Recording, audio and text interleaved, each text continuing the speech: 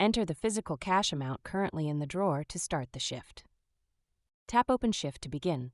The cash drawer screen shows the active shift, expected cash, and every pay-in or payout so far. Tap Pay In to record cash entering the drawer outside of a sale, like change top-ups, customer overpayments, or starting cash adjustments.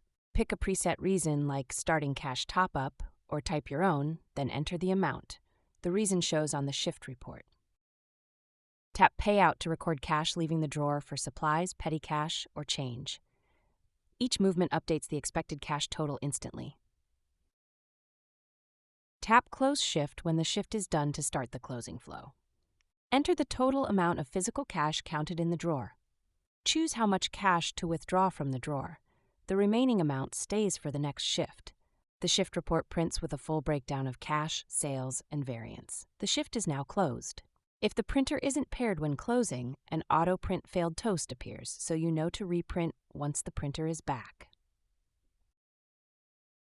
Tap View Previous Shift Reports on the No Active Shift panel to open the list of closed shifts on this device. The list shows up to the last 20 closed shifts from the past 14 days, scoped to this device. Tap Reprint on the shift you want to print again. Managers reprint the full report, cashiers reprint the minimal slip.